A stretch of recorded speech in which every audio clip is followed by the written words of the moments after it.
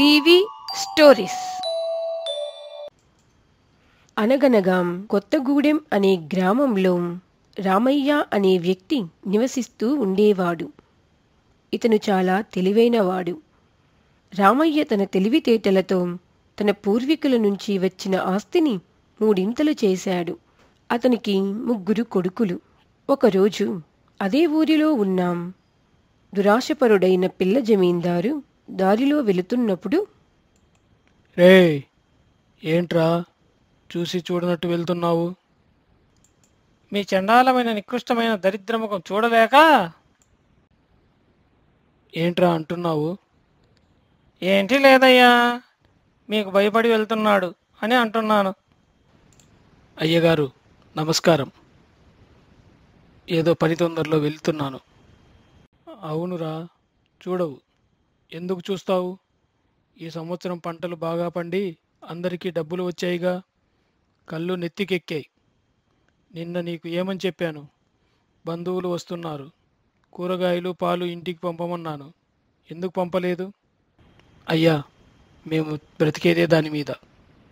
అయినా నేను ఇంటికి తీసుకువచ్చాను. పెద్ద జమీందారు గారు వద్దన్నారు. మరి మేము ఇంకేం చెయ్యాలి? ఈయనేంట్రా మొత్తం చెడగొట్టాడు. ఈయన వల్ల నా జేబుకి చిల్లు పడింది.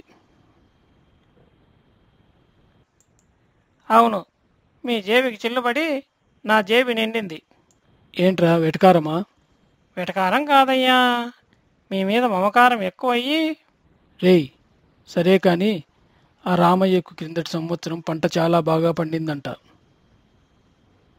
మనం వెళ్ళి ఈసారి పంటలో సగం పంట మనకి ఇమ్మని అడుగుదాం. నాన్నగారికి చెప్పకు. ఇంతవరకు ఎన్ని తిట్టినా వీడికి అర్థం కాదు అని బుచ్చిగాడు మనసులో అనుకుంటాడు.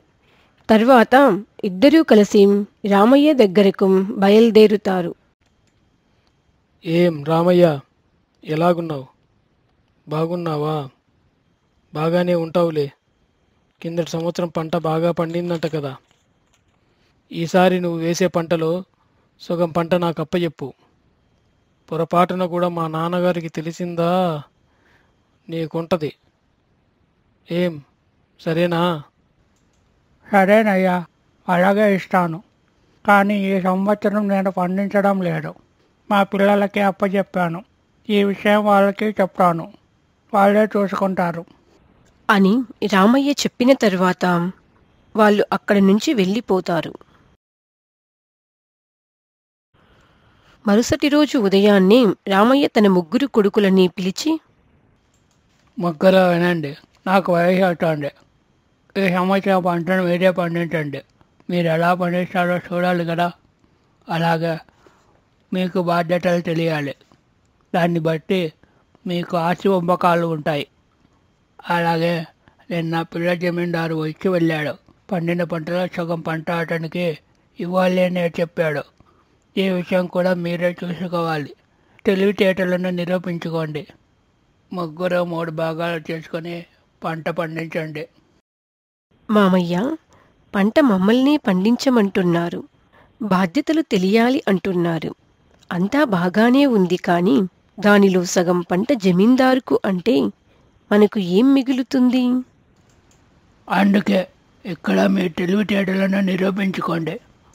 ఇప్పుడు వాడితో గొడవ పడాలా? ఈ చీతగాని వాడు ఎలాగూ పంట పండించేది లేదు, చచ్చేది లేదు అని చిన్న కోడలు తనలో తాను అనుకుంటుంది. తర్వాత రోజు పెద్ద కొడుకు పిల్ల జమీందార్ దగ్గరకు వెళ్ళి, ఏంటి సీతారాం, ఇలా వచ్చావు? ఏం లేదయ్యా, మీరు మా నాన్నగారితో మాట్లాడిన దాని గురించి మాట్లాడదామని వచ్చాను. దాని గురించి అయితే ఇంటి దగ్గరికి ఎందుకు వచ్చావు? మా నాన్నగారికి తెలియకూడదని చెప్పానుగా. సరేలే, నాన్నగారు బయటికి రాకముందే వచ్చిన పనేంటో చెప్పు. అయ్యగారు, పండిన పంటలో సగం పంట కావాలి అని అడిగారంట కదా, అలాగే ఇస్తాను. కానీ నాది ఒక షరతు. ఏంట్రోయ్, షరతులు పెట్టే దగ్గరికి వచ్చారా? సరే, నీ షరతు ఏమిటో చెప్పు. అయ్యగారు, నేను మీకు ఎటువంటి అభ్యంతరం చెప్పడం లేదు. సగం పంట మీకు ఇస్తాను. ఎలాగంటే నేను వేసే పంటలో మీకు నేల కింద పంట కావాలా లేక నేల పైన పంట కావాలా? ఏదైనా ఒకటి తీసుకోండి. రేయ్ బుచ్చిగా, నువ్వు చెప్పు, ఏదైతే బాగుంటుంది? అయ్యగారు, నేల కింద అయితే పురుగులు మట్టి ఉంటాయి, పైన అంతా బాగుంటుంది. పైన పెరిగేదే మంచిది. రేయ్ బుచ్చిగా, ఎలా కనిపిస్తున్నాను నీకు? అంత పిచ్చివాడిని అనుకుంటున్నావా? గోవిందు, నాకు నేల కింద ఉండే మంచి దుంపలు కాయలు కావాలి. నేల కింద పెరిగేది నాది. ఇంతలో సంబరానికి నన్ను ఎందుకు అడగడం? అని బుచ్చిగాడు మనసులో అనుకుంటాడు. సీతారాం సరేనని చెప్పి అక్కడి నుంచి ఇంటికి వెళ్ళిపోతాడు. అలా 3 మాసాలు గడిచిన తరువాత పంట కోతల సమయం రానే వచ్చింది. పంట పొలం దగ్గర ఏం సీతారాం, పంట చూస్తే బాగా పండినట్లు ఉంది. మరి నా సొగం పంట ఎక్కడ? అదిగోనయ్యా మీ సగభాగం. ఏంట్రా, అది ఒట్టి వేర్లున్నాయి. అవునయ్యా, నేను ఈసారి వరి పండించాను. మీరు కోరిన విధంగా నేల కింద పండిన పంటనే ఇస్తున్నాను. మా బాగా తిక్క కుదిరింది ఈ కక్కుర్తి వెధవకి. ఏంట్రా బుచ్చిగా నవ్వుతున్నావు? పంట చాలా బాగా పండింది. మనం తీసుకెళ్ళలేము. నేను ఇంటికెళ్ళి పని వాళ్ళతో ఎడ్ల బండి పంపిద్దాం అనుకుంటున్నాను. నీకు ఎగతాళిగా ఉందిరా? ఎగతాళి లేదో అమ్రపాలి లేదో, ఇంతకో ఎడ్ల బండి కావాలా వద్దా? నీ ఎగతాళి నాకు అర్థమైంది. నీ కథ తర్వాత చెప్తాను, పద. తర్వాత అక్కడ నుంచి లక్ష్మణ్ దగ్గరకు వెళ్తారు. లక్ష్మణ్ తనకు పండిన పంటలో ఏమీ మాట్లాడకుండా సగం పంటను ఇస్తాడు. తర్వాత గోవిందు దగ్గరికి వెళ్తారు. అక్కడ బీడు పొలం తప్ప ఏమీ ఉండదు. ఆ తర్వాత ఇద్దరూ కలిసి ఇంటి దగ్గరకు వెళ్తారు. రేయ్ గోవిందు, ఏంట్రా పొలం పెట్టలేదా? అవును, నేను పంట పండించి నీకు సగం ఎందుకు ఇవ్వాలి? బొంగులే బద్ధకమై పంట పెట్టడం మానేసి కథలు చెప్తున్నాడు. అయ్యా, పెద్దోడు కనీసం గడ్డైనా పెట్టాడు, చిన్నోడు ఏకంగా నేల నాకిచ్చాడు. ఇంకేమైనా తినేది ఉందా లేక వెళ్దామా? అరే బుచ్చి, ఈ సంవత్సరం ఎలాగో తప్పించుకున్నారు. రేపు సంవత్సరం ఎలా తప్పించుకుంటారో చూస్తాను. ఇలా కొన్ని రోజులు జరిగాక రామయ్యకు జరిగిందంతా తెలుస్తుంది. ఒకరోజు జ్వరంతో బాధపడుతున్నటువంటి రామయ్య తన 3 కొడుకులని దగ్గరికి పిలిచి, అరే నాకు తెలుస్తుంది, నేను ఇంకా బతకనని. ఉన్నటువంటి ఆస్తులను 3 సమానంగా పంచుకోండి. కానీ ఈ 17 ఆవులలో మాత్రం సగం భాగం పెద్దవాడికి, 3వ భాగం 2వ వాడికి, అందులో 3వ భాగం చివరి వాడికి పంచుకోండి. పంచుకునే సమయంలో ఆవులను అమ్మకూడదు, దానం చేయకూడదు. అని రామయ్య చెప్పి కన్ను మూస్తాడు. కొన్ని రోజుల తర్వాత 3 కలిసి ఆస్తులను సమానంగా పంచుకుంటారు. కాని ఆ ఉన్నటువంటి ఆవులను ఎలా పంచుకోవాలో తెలియక న్యాయం కోసం రచ్చబండ దగ్గరికి వెళ్తారు. అయ్యగారు, మా నాన్న మాకు ఆస్తులు ఆవులు పంచుకోమని ఇచ్చారు. మేము ఆస్తులనైతే పంచుకోగలిగాము, కానీ ఆవులను పంచుకోలేకపోతున్నాము. ఈ ఉన్నటువంటి 17 ఆవులను మా నాన్నగారి కోరిక ప్రకారం దయచేసి మీరే మాకు పంచివ్వండి. అయ్యగారు, సమానంగా పంచుకోగా మిగిలిన ఆవును నాకు ఇవ్వచ్చుగా? అరే సీతారాం, మీకు పంచుకోవడం చేత కాకపోతే ఆవులన్నీ మా దొడ్ల చావిడికి తోలండి, సరిపోద్ది. ఈడొకడు కకృతి వెధవ. రే బుచ్చి, నాకు వినిపిస్తుంది. అరే సీతారాం, నాకు అర్థమైంది మీ సమస్య. అదిగో అక్కడి నుంచి ఒక 18 మామిడి పండ్లు తీసుకురా. అలాగేనయ్యా. అయ్యగారు, పంచేది ఆవులు కదా, మరి ఆ 18 మామిడి పళ్ళు ఎందుకు? కాసేపు ఆగండి. ఈ మామిడి పండ్లను ఆవులు అనుకోండి. ఏం సీతారాం, నీకు 17 ఆవులకు బదులు 18 ఆవులు పంచితే సరే కదా?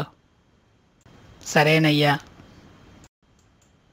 సీతారాం, ఇదిగో మీ నాన్న చాలా తెలివిగా చెప్పాడు. ఆయన చెప్పిన ప్రకారమే సగం ఆవులు, అంటే 18లో 9 ఆవులు నీకు, తర్వాత రెండో వాడికి 3వ భాగం అంటే 18లో 6 ఆవులు, ఇక చివరి వాడికి అందులో 3వ భాగం అనగా 2 ఆవులు, ఇక మిగిలిన ఒక్క ఆవు. అయ్యగారు అయ్యగారు నాకది. రే బుచ్చి, ఎందుకంత తొందర? సరే తీసుకో. ఏం సీతారాం, లెక్క తేలిందా?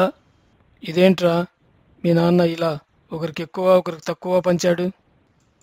అయ్యగారు, ఆ విషయం వాళ్ళకి తెలియదు. నేను చెప్తా. నేను రామయ్య చిన్నప్పటి నుంచి స్నేహితులం. వాడు వెళ్ళిపోయే ముందు నాకు చెప్పాడు, నా మొదటి కొడుకు చాలా తెలివైన వాడు, బాధ్యత కలిగిన వాడు, వాని తమ్ముళ్ళను కూడా చూసుకోగలడని నమ్మకం. ఇక రెండో వాడు పర్వాలేదు కానీ అంత తెలివైన వ్యక్తి కాదు. ఇక మూడో వాడు బద్ధకస్తుడు, పని చెయ్యడు, అంత తెలివైన వ్యక్తి కూడా కాదు. అందుకే ఆస్తిలో కొంచెం ఎక్కువ పెద్దవాడికి ఇచ్చాడు. భవిష్యత్తులో ఎటువంటి ఇబ్బంది ఉన్నా వాడి తమ్ముళ్ళను ఇద్దరిని చూసుకుంటాడు అని చెప్పాడు. అబ్బో, ముసలోడు చాలా తెలివైనవాడే. అందరూ మనకులాగే ఉండరుగా. రేయ్ బుచ్చి, ఇది మనకెప్పుడో ఉండేదే. పదండి వెళ్దాం. అరే బుచ్చి, ఒక్క నిమిషం ఆగు. వ్యూవర్స్కి ఒక మాట చెప్పాలి. మీకు ఈ కథ నచ్చిందనుకుంటున్నాను. ప్లీజ్ షేర్ చేయండి. షేర్ చేస్తారులే. లైక్ సబ్స్క్రైబ్ చేయమని చెప్పు. అరే బుచ్చి, మర్చిపోయాను, ఇప్పుడు చెప్తాను విను. Please like, share and subscribe. మళ్ళీ కలుద్దాం.